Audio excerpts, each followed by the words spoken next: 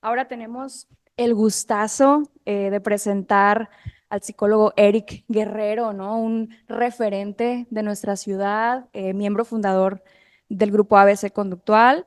Eh, Está larguísimo todo lo que este señorón ha hecho, pero pues bueno, ¿no? Un gran referente principalmente en terapias pues conductuales, en tratamiento, ya lo dejo a él que se presente solito mejor, ¿no?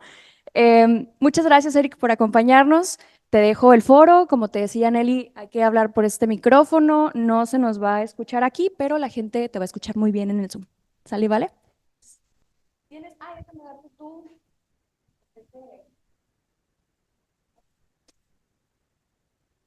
Va, me voy a enfundar en mi papel de ponente. No importa que no traiga ese botón.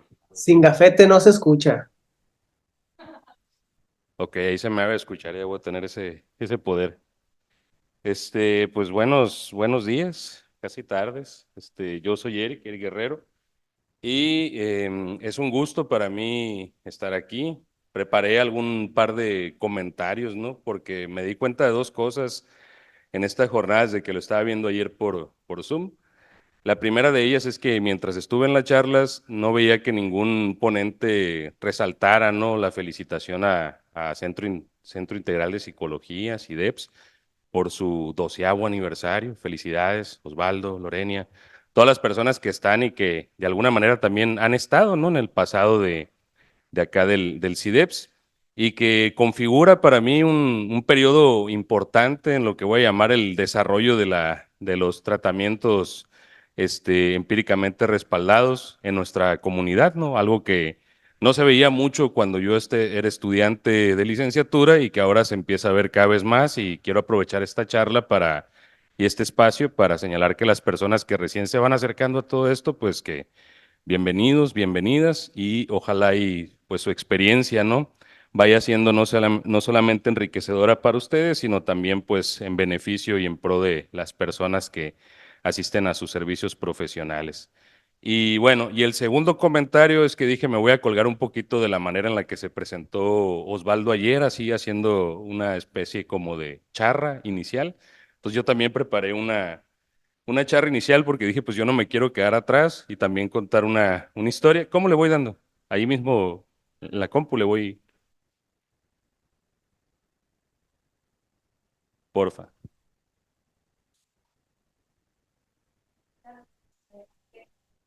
Ok, cool. Bien. Bueno, la charla es Problemas externalizados, una revisión y consideraciones para la práctica clínica, y como les decía, pues quiero iniciar yo también con una historia, un motivo de consulta muy común, tanto cuando estoy en la práctica profesional como cuando las personas se enteran que soy psicólogo y que me dedico a trabajar con familias, niños, adolescentes.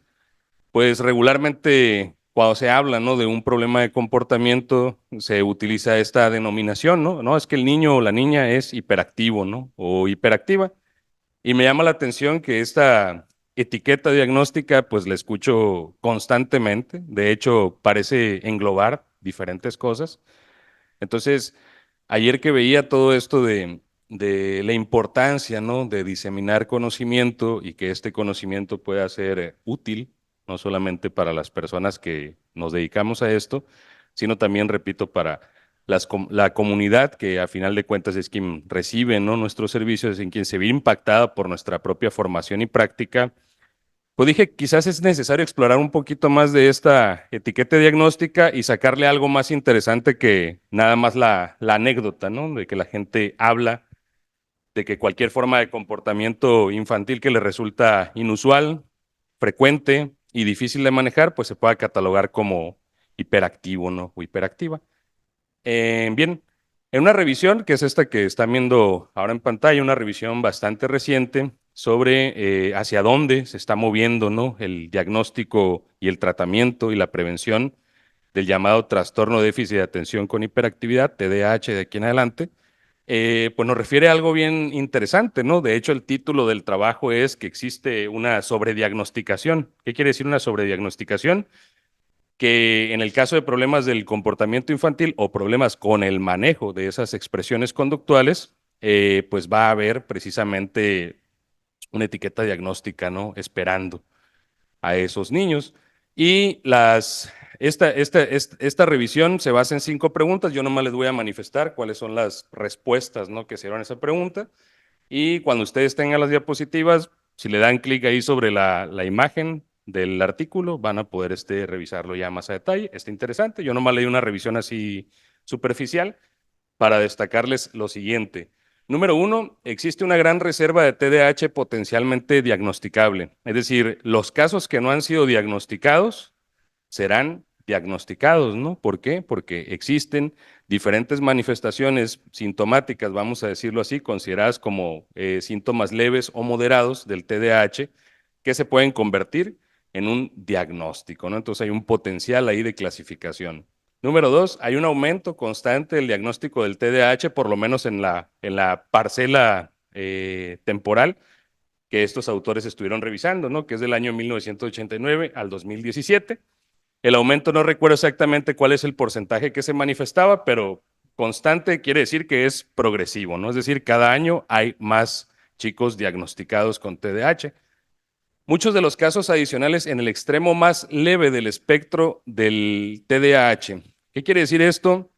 Que no existe, vamos a decirlo así, un acuerdo de cuándo la sintomatología es leve, moderada o grave, ¿sí? En ese sentido, hay muchísimos casos que se van agregando al extremo más leve del espectro del TDAH. Esto quiere decir sintomatología que no clasificaríamos como TDAH, pero que parece TDAH, ¿no? O algo así.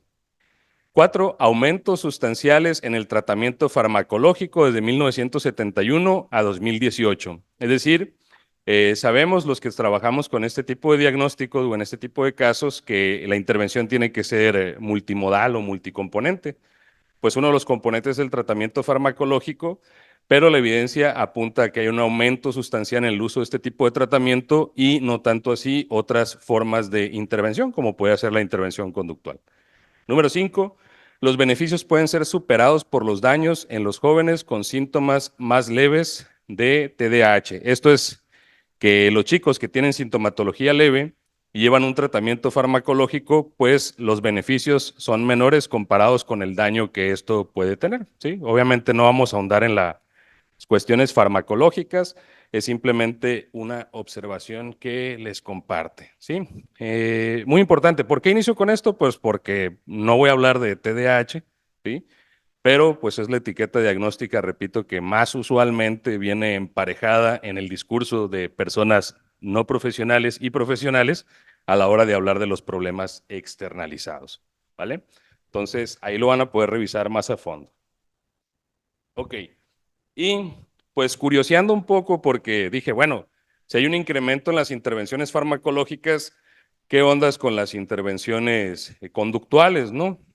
Pues una de las principales, que es de la que voy a estar hablando hoy un poco en esta charla, de hecho, voy a dejar solamente unas pistas para que las personas que van a tomar el taller por la tarde, pues ahora sí que nos metamos más profundamente, nos echemos un clavado a lo que es el entrenamiento conductual de padres, que en este caso también dejo aquí un estudio empírico sobre la aplicación de esta forma de terapia de conducta infantil, que pues básicamente en este caso estaban probando que añade el utilizar técnicas en las consecuencias cuando utilizamos técnicas basadas en los antecedentes. Les platico un poquito por qué abajo dice A, B y C.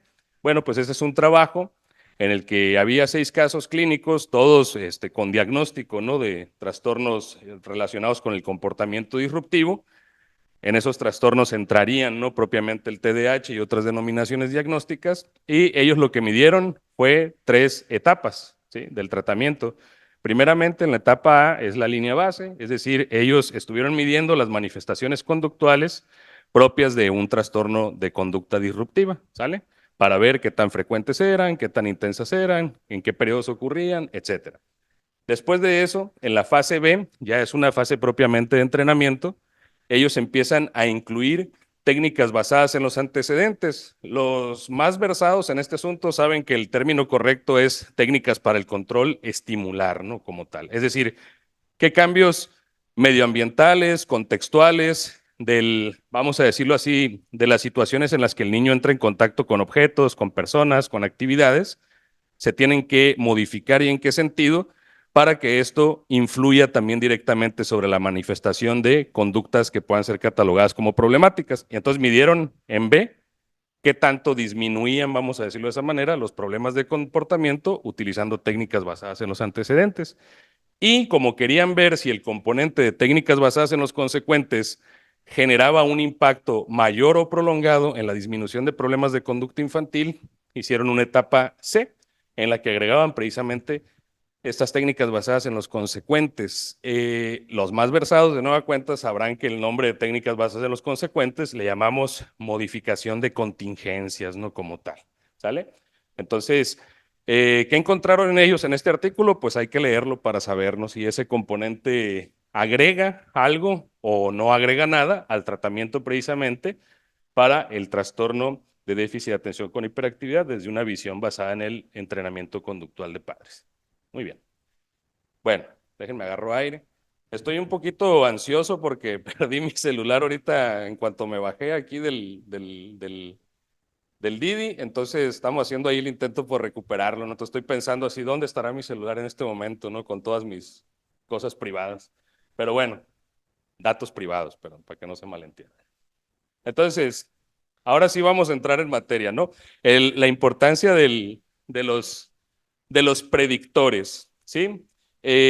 Cuando hablamos de un predictor, estamos hablando de una variable en cuya presencia podemos nosotros inferir que si esta variable está presente, predice la aparición de un fenómeno, ¿sí? Entonces, podríamos decir que cuando yo hable de predictores o variables predictoras, me voy a estar refiriendo a aquellos elementos, factores y condiciones que si están presentes en cierto grado y en cierta medida, es más probable que ocurran problemas de comportamiento infantil que sean clínicamente y socialmente relevantes, ¿vale? Entonces, a eso me refiero.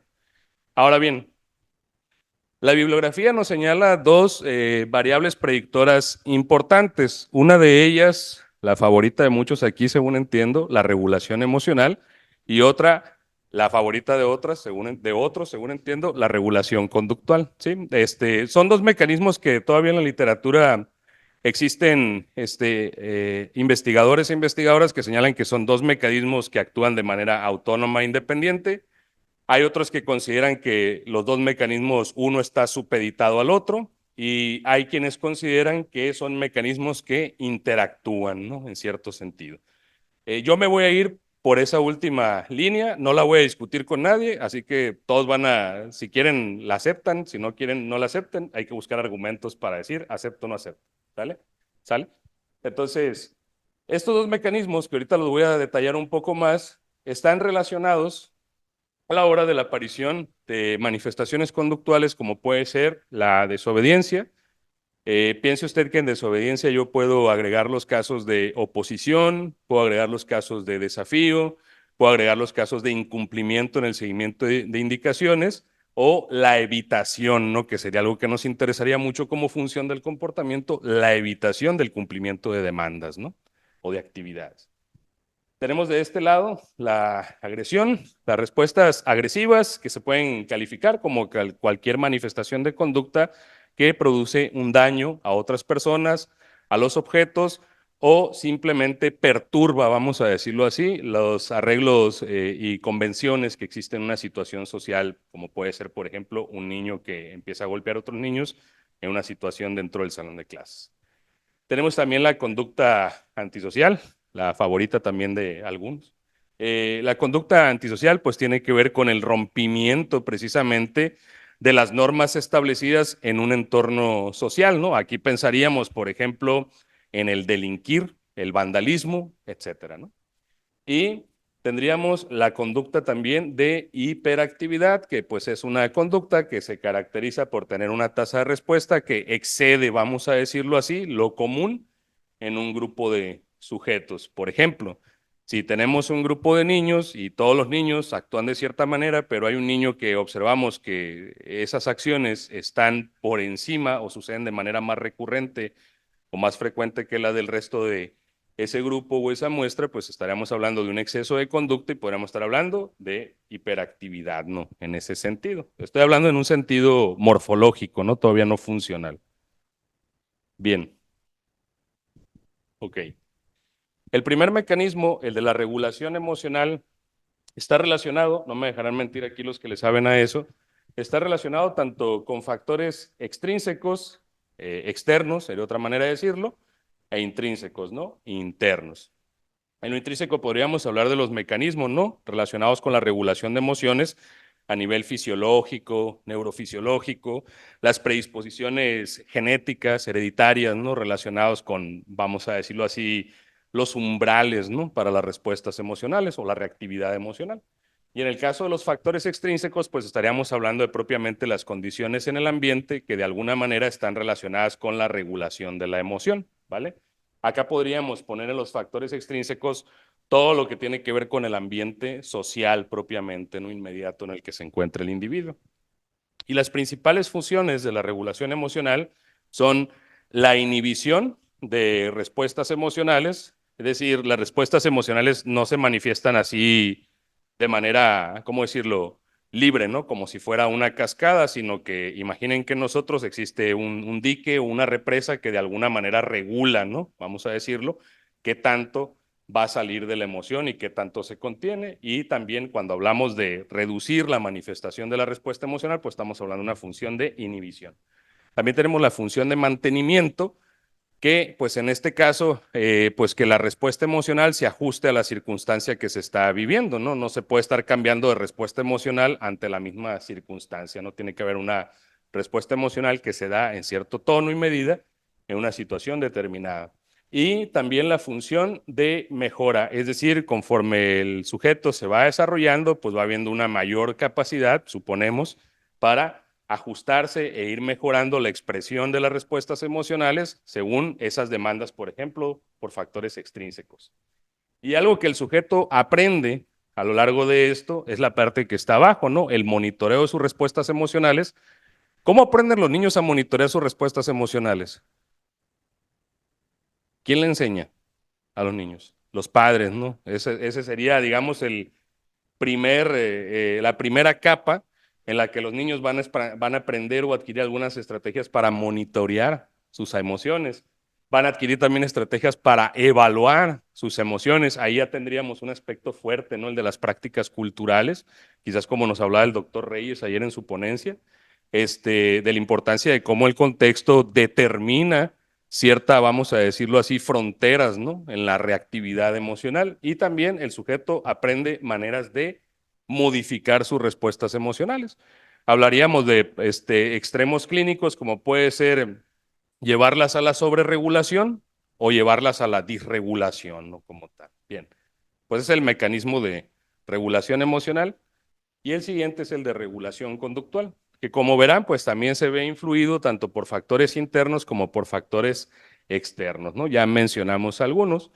¿Cuáles son las funciones de la regulación conductual? Se divide en tres sistemas de control, ¿sí? El primero de ellos es el control atencional o la función de atención, que en este caso, pues mi conducta se va a orientar dependiendo de hacia dónde está orientado a su vez mi atención como tal.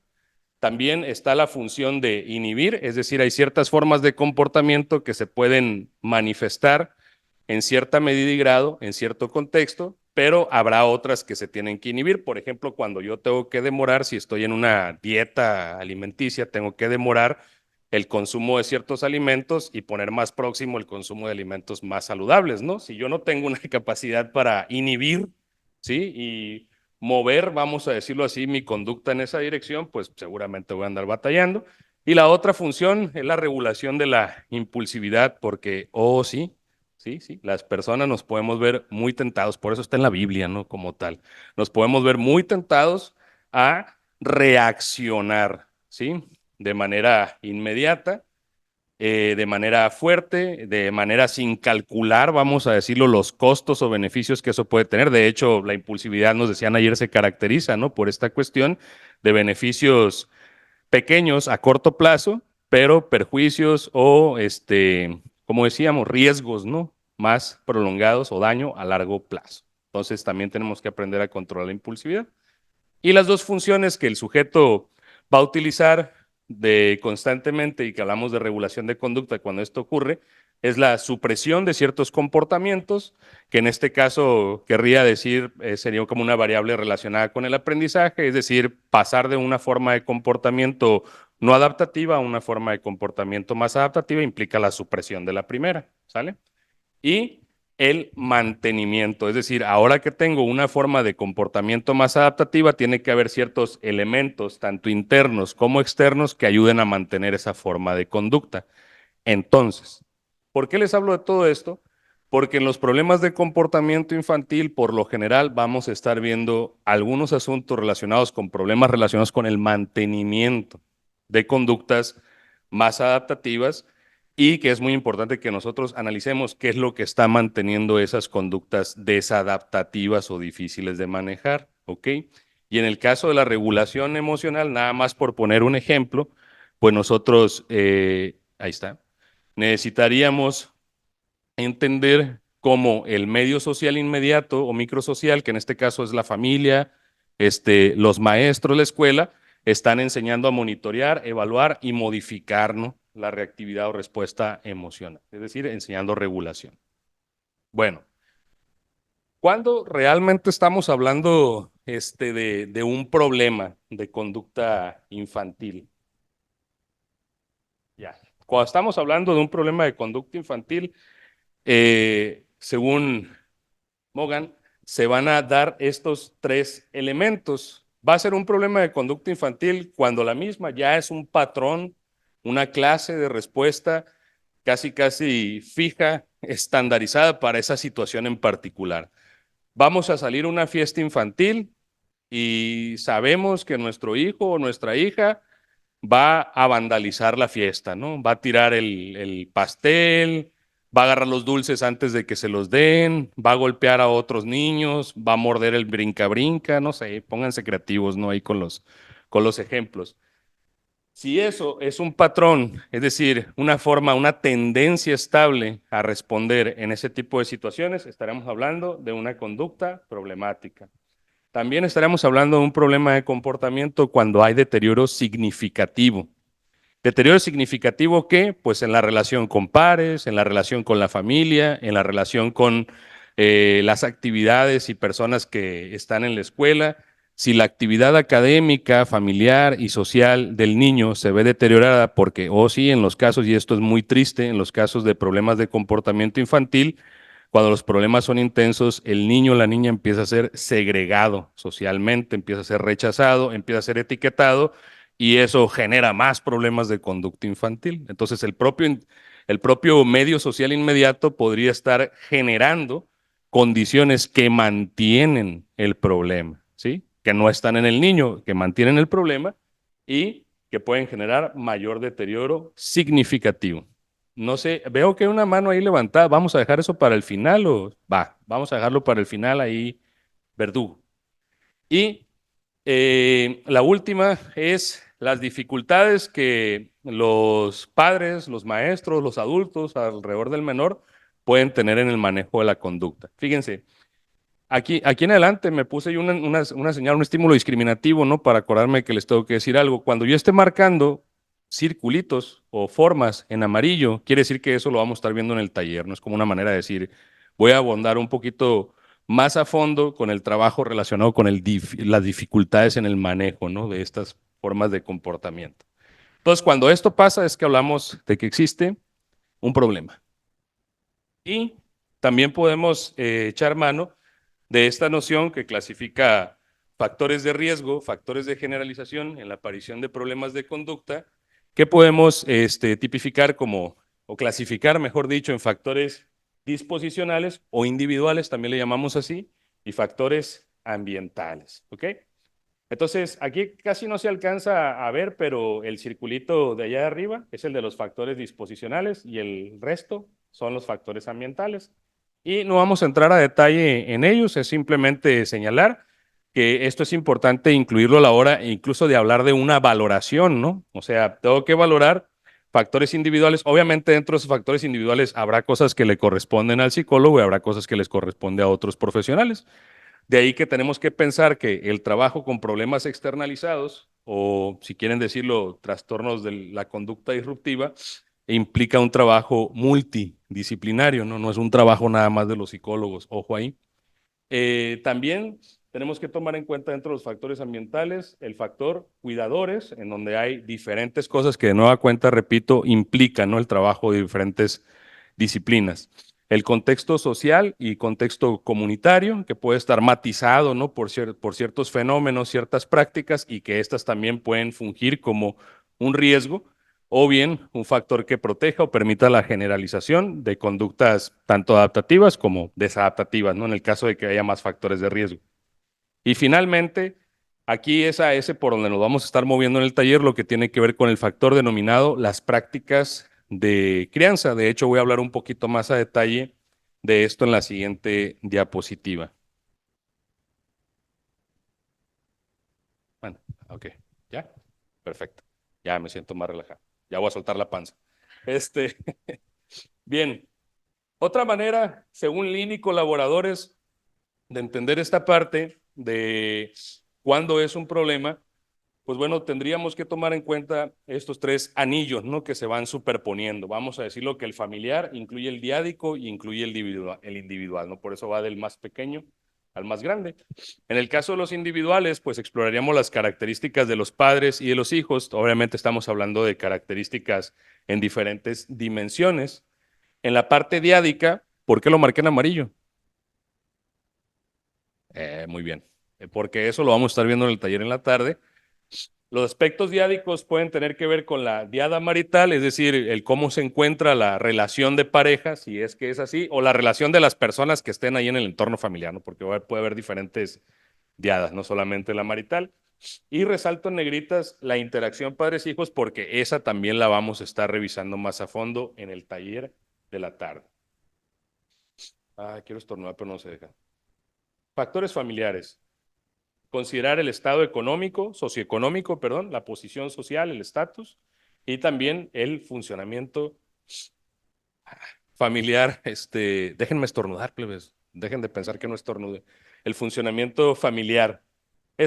Son los elementos que vamos a considerar a la hora de denominar, bueno, si se presentan ciertas características, podemos estar hablando no únicamente de un problema de comportamiento infantil, con cualquier clasificación diagnóstica que vaya dirigido a ello, sino también como problemas relacionados con el manejo. Es decir, un entorno donde hay vulnerabilidad socioeconómica es un entorno también con vulnerabilidad para el manejo de problemas de conducta infantil.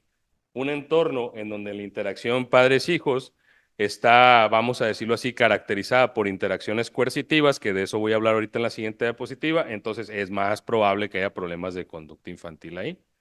Un entorno individual en donde el niño tiene algún tipo de condición relacionada con el neurodesarrollo, entonces es más probable que haya problemas de comportamiento ahí. Y si estos tres factores se ignoran, la relación entre ellos, pues bueno, eso puede llevar a una mala evaluación.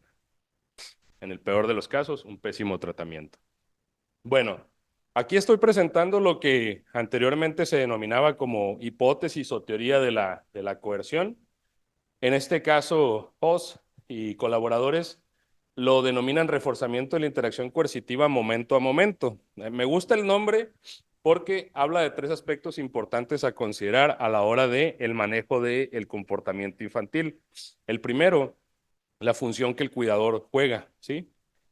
El cuidador, pues en este caso, puede estar cumpliendo la función de quien está dirigiendo como parte del contexto, es decir, pues un factor externo, que ayuda en la regulación de la conducta y también ayuda en la regulación de las emociones. Es decir, diríamos que quien va orientando, ¿sí?, tanto la expresión emocional como las decisiones o cosas que el niño va haciendo. Eso es lo que supondríamos culturalmente hablando. También las maestras y los maestros hacen parte de esa labor, ¿sí? Entonces, por eso en la parte de arriba, para resaltar esa función que sería lo que cumple el padre, la madre, cuidador, maestro, maestra, es, por ejemplo, un ejemplo estándar, es dar una indicación o dar una orden.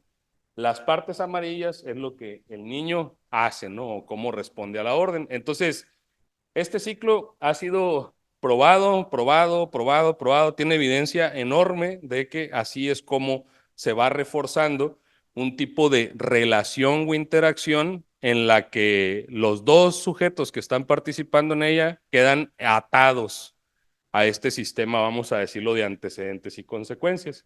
Vamos recorriendo el ciclo desde allá hacia acá, ¿sale?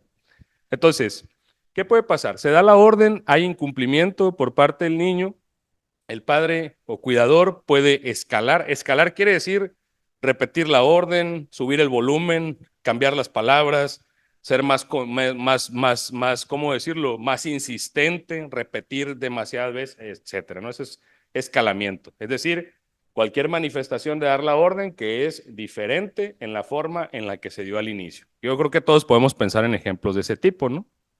Y frente al escalamiento, el niño puede responder de una manera que técnicamente le llamamos contraataque, ¿sí? Es decir, si el papá empieza a insistir con el cumplimiento de la orden, entonces el contraataque del niño va a ser el insistir con el no hacerlo o ahorita lo hago, después lo hago, etcétera. ¿Sale? Suponiendo, fíjense bien aquí, por aquí está la primera forma de reforzamiento, suponiendo que el papá frente al contraataque del niño, imagínense que le repite la orden y el niño se tira al suelo, ¿no? Y empieza, no sé, a arrastrarse por el suelo diciendo que no quiero, no quiero, no quiero. Y entonces el papá se retira, dice, ojalá, ok, está bien, no lo hagas, yo lo hago, ¿sale? Entonces, la retirada del papá funciona como una manera de consecuentar el comportamiento de aventarse al suelo y hacer esta rabieta, ¿no? Es decir, refuerza la estrategia de contraataque. ¿Qué está aprendiendo el niño ahí? Que esa es la manera con la cual se puede zafar, voy a decirlo de esa forma, de seguir la indicación, ¿vale? Pero, ¿qué es lo que pasa con la conducta del papá cuando éste se retira? El niño deja de atacar. Es decir, se va el papá y el niño se levanta, lo que sigue, ¿sí? A seguir jugando. ¿Sí me explico? Es decir, ese dejar de atacar implica también la retirada de un montón de estímulos que podríamos considerar aversivos, como los gritos del niño. Imagínate si eso lo hace en público, ¿no? Ahí en medio de la misa, ¿no? De las 7 de la mañana, ¿no? Y el niño ahí tirado, pataleando, gritando, ¿no? Interrumpiendo el Padre Nuestro. Entonces, claramente el hecho de que el niño deje de hacer eso puede también reforzar la conducta de dejar de insistirle que lo haga. Porque si le digo que lo haga, berrinche. Si me paro, el niño se calma, ¿sí? Entonces pararse se convierte en una estrategia, el dejar de atacar, a repetir. ¿Qué es lo que va a estar pasando en ese ciclo? Que cada vez que yo dé una orden, vamos a llegar hasta este punto, ¿vale? Ahora bien, brincándonos, puede ser que en otra ocasión, aquí hay otra parte del ciclo, se esté repitiendo la orden, es decir, que el papá no ceje, ¿no? En su intento de que tiene que cumplir la indicación. Entonces, le repite la orden al niño, se aguanta, ¿no? Toda esta parte de la rabieta, del berrinche, de los gritos, de las agresiones, e insiste. Y el niño empieza otra vez a no cumplir la indicación, pero ahora el papá, en lugar de utilizar una táctica de escalada, así como repetir la indicación, vamos a suponer que escala fuertemente, es decir, agarra al niño el brazo, lo lleva arrastrando o arrastras, mejor dicho, al lugar en donde tiene que cumplir la indicación y lo pone ahí a que lo haga, ¿sí? Es decir, de una manera coercitiva, es decir, a través de obligarlo físicamente a hacerlo, eso sería un escalamiento brusco.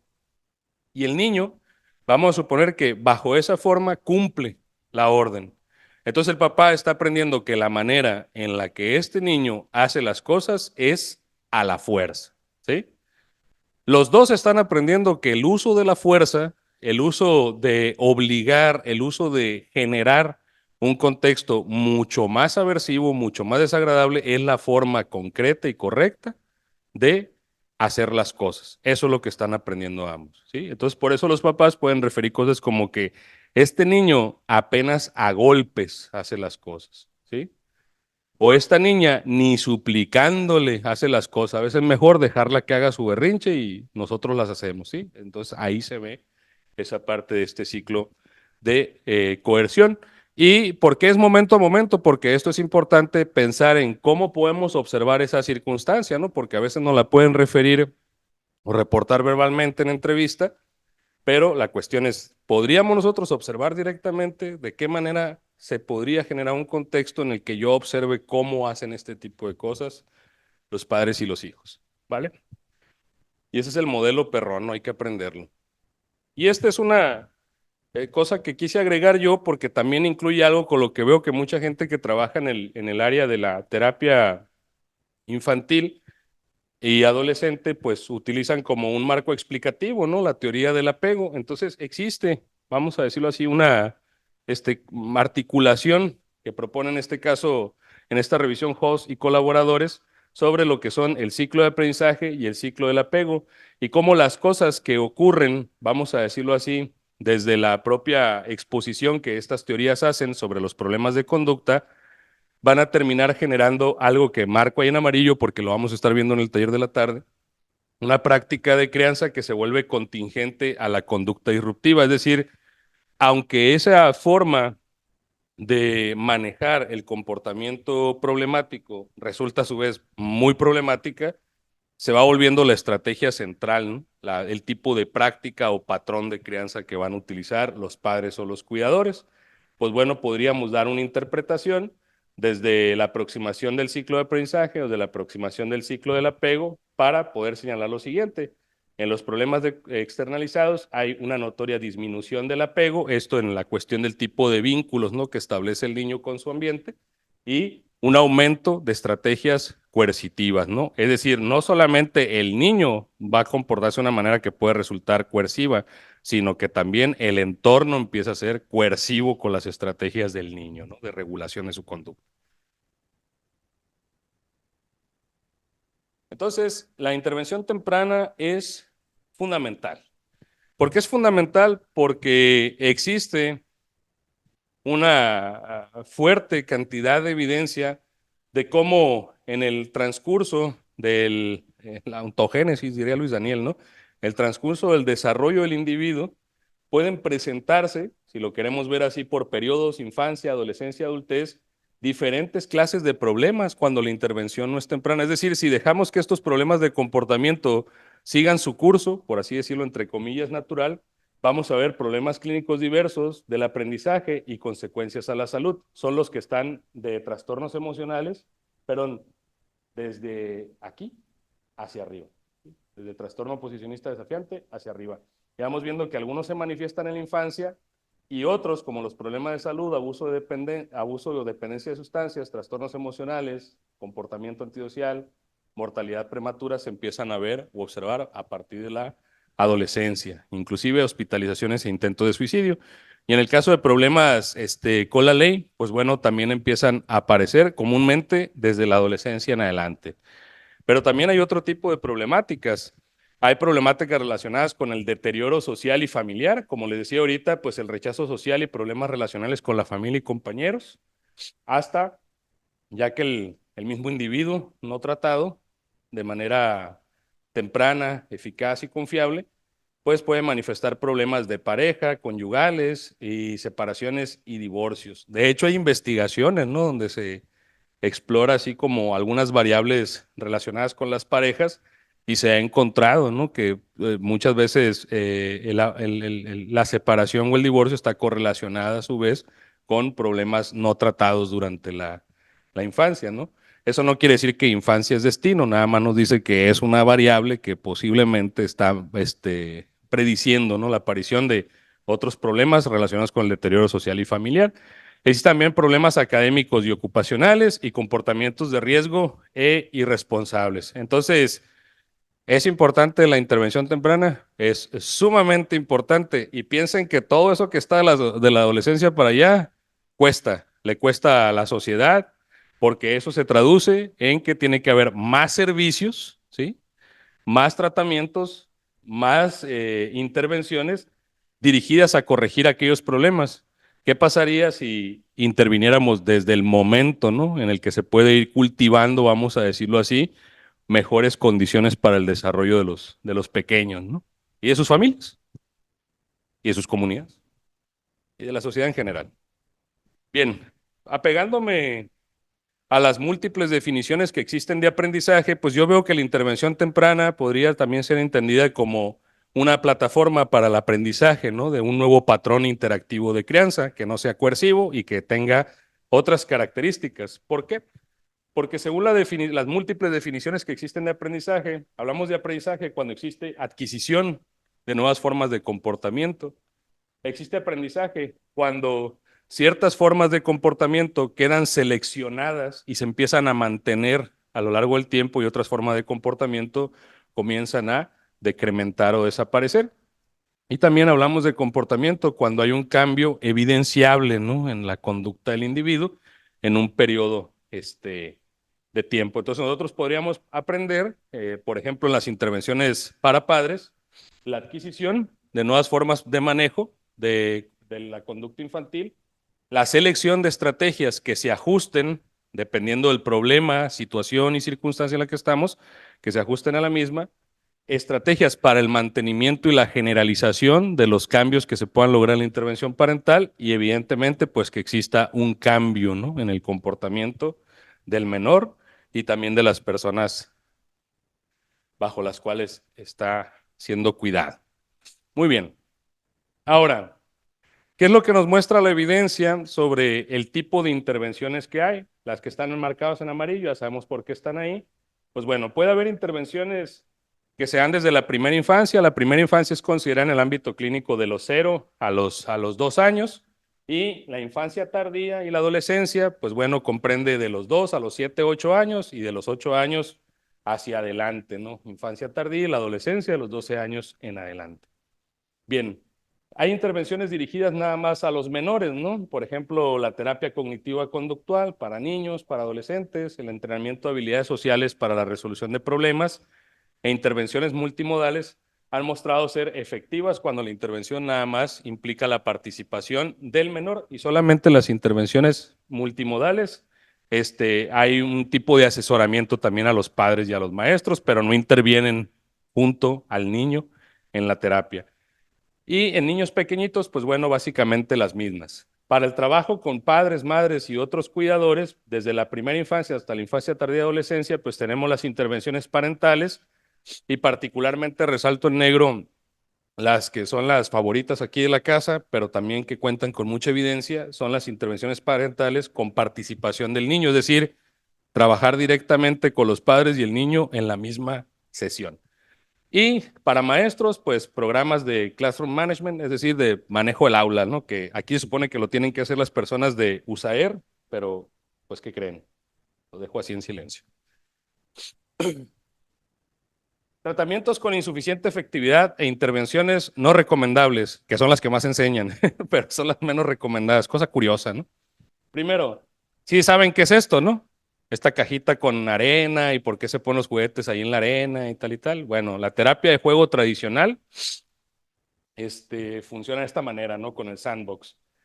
No sé si han visto alguna vez este documental. Esta imagen la puse especialmente para que la viera Osvaldo, porque sé que le genera animadversión el documental de El Muro, que es un documental sobre pues cómo en Francia la psicoterapia psicoanalítica infantil sigue siendo como que el tratamiento más respaldado por el gobierno francés. Bueno, en aquel entonces, no sé ahora, eso es como de principios de los 2000.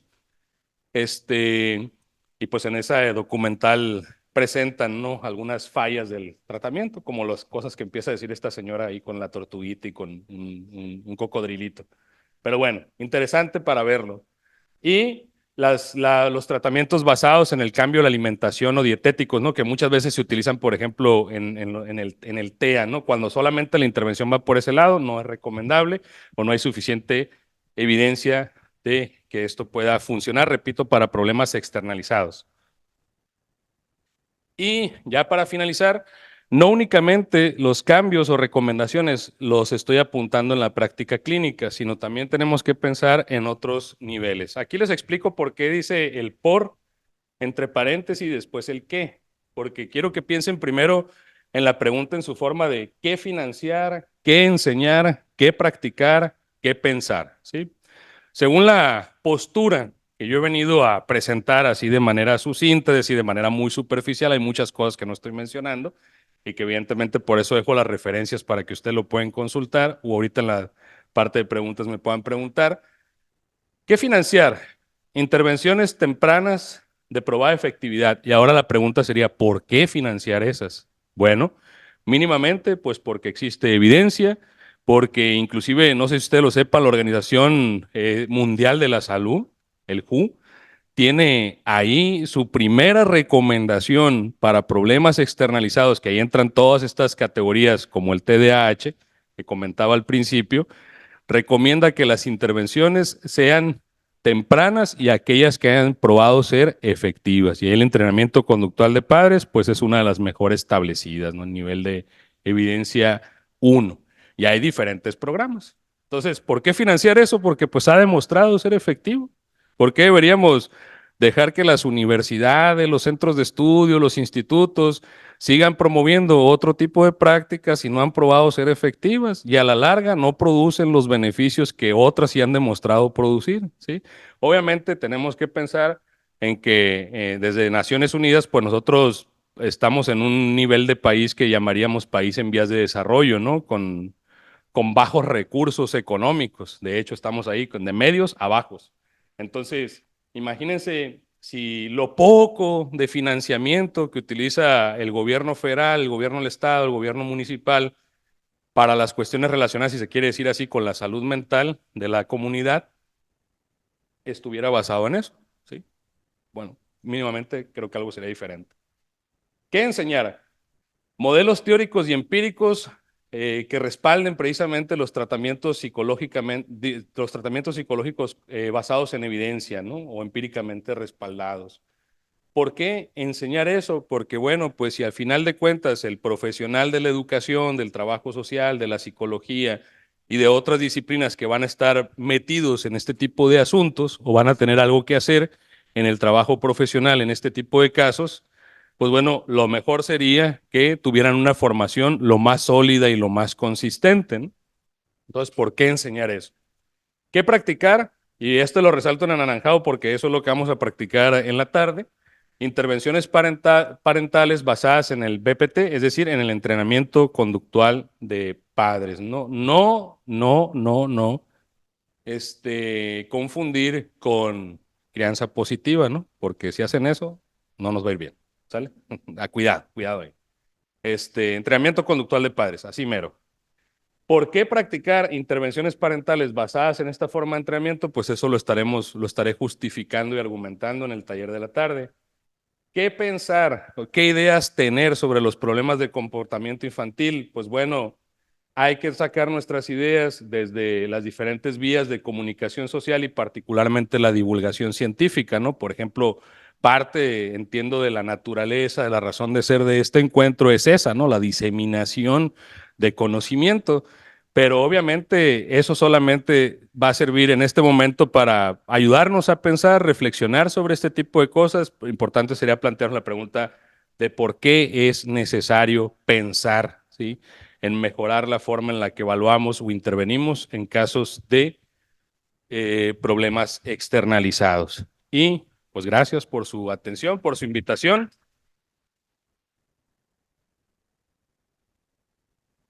Ya está ahí. Agradecerte otra vez, Eric, tu participación, también muy, muy relevante, especialmente pues para aquellos que nos dedicamos, ¿no? A esta parte de la atención, especialmente infantil. Dejo un espacio para preguntas de aquí del foro, primero presencial, preguntas, comentarios, todo, mira, clarísimo. Ahora, tenemos por acá, Puro muy bien. expositor excelente, ni una duda queda, ¿no? Sí, sí, sí. A ver, Diana, Diana nos dice, Diana Salas, buena tarde, doctor. Mediante este modelo, ¿existe manera de manejar la conducta disruptiva sin que padres e hijos utilicen la fuerza como solución? Aclarando, no trabajo con infantes, pero me interesa el tema desde la perspectiva no adultocéntrica, entendiendo que el adulto también requiere de apoyo y acompañamiento para el desarrollo y expresión adecuada de sus emociones y o conducta. Entonces, la pregunta es, ¿existe manera de manejar la conducta disruptiva sin que padres e hijos utilicen la fuerza como solución? Te voy. Diana, esa es una excelente pregunta y también el planteamiento me parece bien, bien interesante, esta cuestión de la necesidad, ¿no?, de integrar en la intervención la diada padres-hijos, ¿no? O sea, tener ahí el trabajo sobre la interacción padres-hijos. Y justamente los programas basados en el entrenamiento conductual de padres, sobre todo a unos que llamamos modalidad de entrenamiento con la participación del menor, pues han ido por esa línea que usted está manejando ahí en su comentario. Particularmente, pues, por ejemplo, uno bien conocido por mí y por otros colegas de aquí en la región es la terapia de interacción padres-hijos, que justamente se basa, ¿no?, en enseñar una forma no coercitiva, una forma, vamos a decirlo así, más cálida que favorezca, ¿no?, ese, no solamente el vínculo padres-hijos, sino también el tipo de estrategias que puedan de alguna manera impactar, ¿no?, en un desarrollo, vamos a decirlo así, en pro de una mejor regulación de las emociones, una mejor regulación de la conducta y sin tener este carácter centrado solamente en en la modificación de la conducta del menor. Entonces, sí, PCIT por sus siglas en inglés. Hay otros programas, le invito a buscarlos, ¿no? El Triple P, el Años Maravillosos, entre otros, ¿no? Hay mucho, de hecho, si uno, así como me tocó a mí hace algunos años buscar un poquito más o menos con una pregunta similar a la que plantea usted, Diana, pues fue que fuimos encontrando, ¿no? Estos programas que trabajan de esa forma. No sé si respondo ahí la pregunta, pero muchas gracias.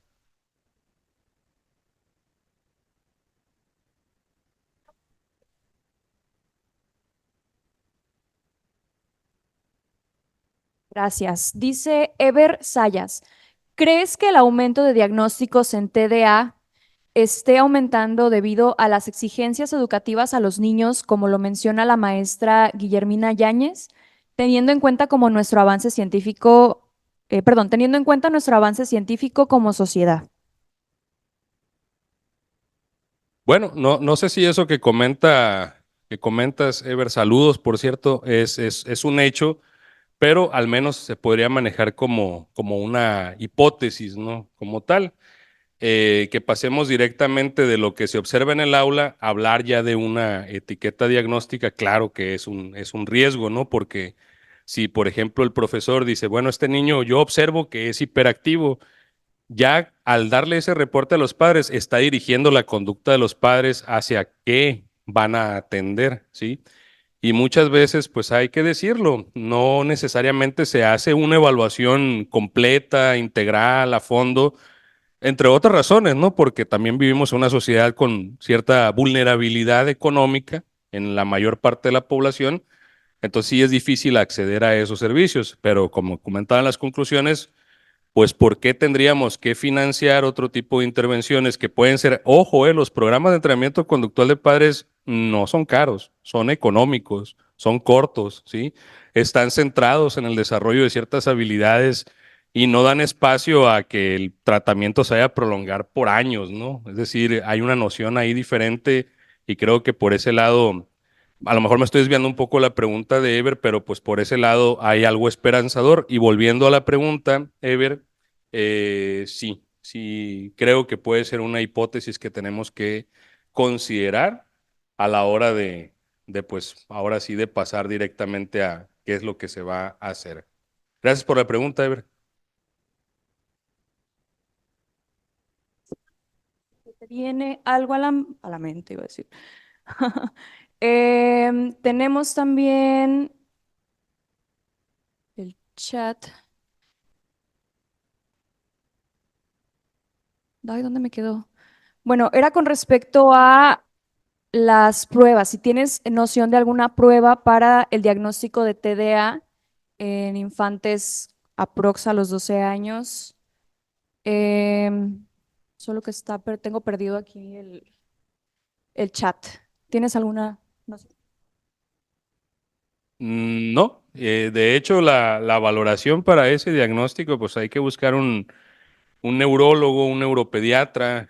En algún caso puede ser que el neuropediatra dirija, ¿no?, a la evaluación neuropsicológica, por ahí sería. Yo no soy neuropsicólogo, entonces yo no conozco mucho de ese campo. A mí ya me llegan evaluados, diagnosticados, y yo lo que evalúo es, entre otras cosas, lo que vamos a ver en el taller de la tarde, ¿no? Entonces, quien hizo la pregunta, si está interesado en conocer las herramientas que utilizamos, pues bueno, en la tarde estaremos viendo, ¿no? Vale, gracias. De nuevo, muchas gracias, Eric, por tu participación. Excelente con todo y preocupación, ¿no?, sobre el teléfono. Admirable, admirable tu trabajo. Y pues vamos a continuar con la siguiente ponencia.